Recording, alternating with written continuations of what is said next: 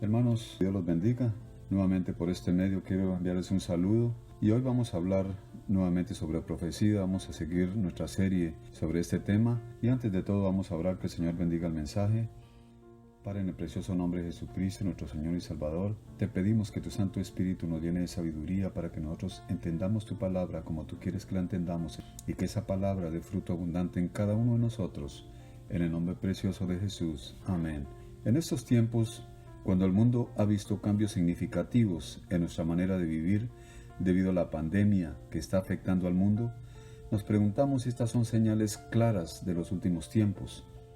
Desde el diluvio universal descrito en el libro de Génesis, no se había visto algo que afectara tanto a la humanidad como esta pandemia, que ha afectado no solo la salud, sino la economía de todas las personas en todos los países del mundo.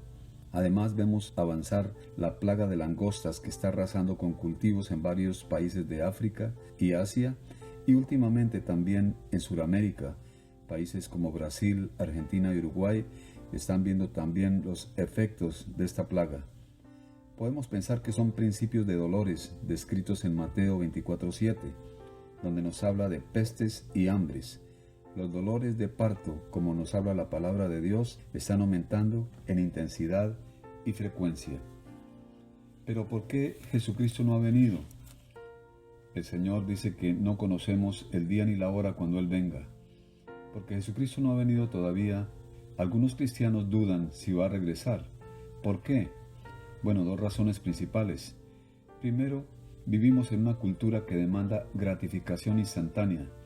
No nos gusta esperar 5 minutos para cocinar algo en el microondas cuando nuestros abuelos les tomaba medio día para preparar una comida.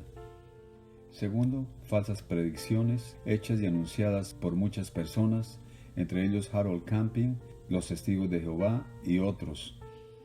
En 1988 se publicó un libro que decía 88 razones por las cuales Jesucristo viene en 1988. Jesús dijo, nadie sabe ni el día ni la hora, Mateo 24:36. La Biblia profetizó sobre los falsos profetas. Ellos fallaron, no la Biblia. Algunos dicen, desde el principio del mundo todo está igual. No, eso es falso. Por 1800 años no se han visto señales como las hemos visto en esta generación. Primero, el pueblo de Israel regresa a su tierra, profetizando en Jeremías 23, 7 y 8, también profetizado en Ezequiel 39, en Isaías 11, en el Salmo 107. Por 1878 años, del año 70 a.C. hasta el año 1948, el pueblo judío vivió en exilio. En mayo de 1948, Israel volvió a ser nación, cumpliendo la profecía y guardando y conservando la lengua, sus costumbres y su tierra. Amós 9, 14 y 15 dice, nunca más serán arrancados de su tierra. El Señor los regresó allá a su tierra y ahí van a permanecer. Los judíos regresaron a Jerusalén. Jesús profetizó la destrucción de Jerusalén en Lucas 21:6. En el año 70 después de Cristo, legiones romanas al mando del general Tito destruyeron la ciudad. Hasta 1967, la guerra de los 6 días, volvieron nuevamente los judíos a tomar posesión de Jerusalén. Pero vamos a ver la historia de Jerusalén, que es el reloj profético, al igual que todo Israel. Dios escogió el monte Moriah 2000 años antes de Cristo, cuando instruyó a Abraham que allí se sacrificara a su hijo. Cerca del año 1000, el rey David movió la capital de Israel a Hebrón, de Hebrón a Jerusalén. Esta fue capital de Israel por 1070 años, hasta que los romanos la destruyeron en el año 70 después de Jesucristo. Durante el reinado del rey David, Dios instruyó para que comprara el monte Moriah como un lugar de sacrificio, segunda de Samuel 24:24, por 50 siclos de plata. Salomón, hijo de David, edificó el primer templo de Dios sobre el monte Moriah. Lo completó en el año 968 a.C. y durante la dedicación del templo, fuego cayó del cielo sobre el sacrificio y la gloria de Dios llenó el templo. Dios escogió ese lugar para poner allí su nombre para siempre, de acuerdo a 2 de Crónicas capítulo 7. Con esta afirmación comenzaron las guerras sobre Jerusalén. Es como si Satanás hubiera dicho, Si usted quiere su nombre allá, allá es donde yo también quiero mi nombre. Desde esa época, más guerras se han librado sobre Jerusalén que sobre cualquier otra ciudad sobre la faz de la tierra. El primer templo fue construido por Salomón, permaneció del año 968 a.C. hasta el año 586 a.C., cuando el rey de Babilonia, Nabucodonosor, destruyó el templo y la ciudad de Jerusalén, llevando a Israel como esclavos. Judíos devotos oraban 3 veces al día en dirección a Jerusalén, pidiendo a Dios perdón por sus pecados y el regreso a la ciudad santa. Dios contestó la oración en el año 538 a.C., cuando Ciro, rey de Persia, dejó ir a los judíos a Jerusalén y decretó que el templo sea reconstruido. El templo fue reconstruido y completado en el año 516 a.C. Del año 516 a.C. hasta el año 70 después de Cristo, los judíos gozaron de relativa paz bajo la autoridad de los medos y los persas. Aun cuando Alejandro Magno conquistó a los medos y a los persas, Israel continuó viviendo en la Tierra Santa con Jerusalén como capital. Después de muerto Alejandro Magno, su reino se dividió en 4 partes. Antíoco Epífanes llegó a ser el líder de una parte, los Seleucidos, y en el año 174 a.C., Antíoco Epífanes invadió a Jerusalén, removió los objetos sagrados del templo, asesinó a muchos judíos, también atacó los ritos y las leyes judías como medio de tomar total control de los judíos. Su gobierno decretó que las escrituras estaban en contra de la ley, prohibió la circuncisión con pena de muerte, suprimió observancia del día de reposo y estableció a un dios pagano, Júpiter, en el Monte Santo. Aún se atrevió a forzar a los judíos a sacrificar cerdos en el altar del templo. Estas acciones de Antíoco Epífanes ofendió al pueblo judío e hizo inevitable una revuelta. Matatías y su familia llamaron al pueblo judío a la revuelta conocida como la revuelta de los Macabeos. En el año 164 a.C., Judá, uno de los hijos de los Macabeos, conquistó a Jerusalén. Él ordenó que el templo fuera purificado y el altar reconstruido. Hubo gran celebración que duró 8 días, con himnos y sacrificios. Esta celebración se conoce como Hanukkah, la cual los judíos todavía la celebran. En el año 63 a.C., el general Pompeyo conquistó a Jerusalén para el Imperio Romano. En el año 40 a.C., Herodes fue asignado como rey de los judíos y el Imperio Romano.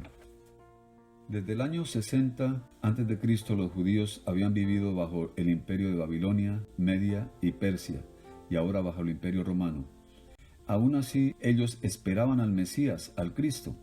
Por 400 años antes del nacimiento de Jesucristo, Dios no mandó a ningún profeta. El último había sido el profeta Malaquías. Pero un día sucedió. Reyes magos del oriente, guiados por una estrella, vinieron a adorar a un niño que sería rey de los judíos. Herodes preguntó al sumo sacerdote dónde había nacido el Mesías. El sumo sacerdote le dijo que de acuerdo al profeta Miqueas debe de nacer en Belén, de acuerdo a Miqueas 5:2. Al mismo tiempo, pastores fueron guiados por ángeles a la ciudad de David, donde estaba el Salvador del mundo. Herodes no quería adorar a Jesús, quería matarlo. Jesús sintió tristeza por Jerusalén, de acuerdo a Mateo 23:37, y profetizó su destrucción, de acuerdo a Lucas 19, del 43 al 44. En el año 70 después de Cristo, más o menos 30 años después que Jesucristo profetizó la venida de los ejércitos romanos a destruir a Jerusalén, el general Tito invadió a Jerusalén y destruyeron la ciudad, incluyendo el templo. En el año 135 después de Jesucristo, el emperador romano Adrián le prohibió a los judíos vivir en Jerusalén. Esto comenzó un exilio de los judíos que duró cerca de 2000 años. En 1967 se llevó a cabo la Guerra de los 6 días. Jordania, que tenía la soberanía sobre Jerusalén, atacó a Israel, pero Israel contraatacó derrotando a Jordania y sacándola de Jerusalén. Así por cerca de 2000 años, Jerusalén volvió a estar en poder de los judíos. Judíos y palestinos quieren a Jerusalén como su capital. Los palestinos tienen a Jerusalén del Este y los musulmanes tienen el tercer sitio más sagrado para ellos en Jerusalén, que es la mezquita de Al-Aqsa. La Biblia nos dice que el monte Moriah y Jerusalén van a ser divididos, de acuerdo a Apocalipsis 11, del 1 al 2, respaldada por un pacto que va a dar paso a los últimos 7 años antes de la venida de nuestro Señor y Salvador Jesucristo. Algunos preguntan, ¿cuál es la siguiente profecía por cumplirse? No cabe duda que es el arrebatamiento. La palabra del Señor nos dice en 1 Corintios 15, 51 al 53, He aquí os digo un misterio, no todos dormiremos, pero todos seremos transformados. En un momento, en un abrir y cerrar de ojos, a la final trompeta, porque se tocará la trompeta, y los muertos serán resucitados incorruptibles, y nosotros seremos transformados, porque es necesario que esto corruptible se vista de corrupción, y esto mortal se vista de inmortalidad. Primera Tesalonicenses capítulo 4, y vamos a leer a partir del versículo 13. Tampoco queremos, hermanos, que ignoréis acerca de los que duermen, para que no os entristezcáis como los otros que no tienen esperanza. Porque si creemos que Jesús murió y resucitó, así también traerá Dios con Jesús a los que durmieron en él. Por lo cual os decimos esto en palabra del Señor, que nosotros que vivimos, que habremos quedado hasta la venida del Señor, no precederemos a los que durmieron, porque el Señor mismo con voz de mando, con voz de arcángel y con trompeta de Dios descenderá del cielo, y los muertos en Cristo resucitarán primero. Luego nosotros los que vivimos, los que hayamos quedado, seremos arrebatados juntamente con ellos en las nubes para recibir al Señor en el aire, y así estaremos siempre con el Señor. Por tanto, alentados unos a otros con estas palabras. Esas son palabras de aliento, sabiendo que el Señor nos va a llevar de un momento a otro. Entonces debemos de velar, como la palabra del Señor nos dice en Lucas 21:36. Velad en todo momento orando, que seáis tenidos por dignos de escapar de las cosas que vendrán y estar en pie delante del Hijo del Hombre. También nos dice la palabra del Señor en Mateo 24:37 al 39. Como en los días de Noé, así será la venida del Hijo del Hombre. Porque como en los días de Noé, antes del diluvio, estaban comiendo, bebiendo, casándose, dándose en casamiento, hasta el día en que Noé entró al arca, y no entendieron hasta que vino el diluvio y se lo llevó a todos. Así será también la venida del Hijo del Hombre. Hermanos, debemos de estar preparados en todo momento a irnos con el Señor. De un momento a otro viene el Señor por su iglesia y se lleva a los que estamos preparados, a los que estamos velando y orando. Y una manera eficaz de prepararnos es pasar tiempo en oración y ayuno. Si pasan muchos meses y no has sido guiado a ayunar, preocúpate. Hay algo mal en tu vida espiritual. Eso no es normal. Los discípulos ayunaban regularmente. También lo hacían las congregaciones de la Gran Reforma. Lea la palabra del Señor hasta que te sientas convencido de tu necesidad de ayunar.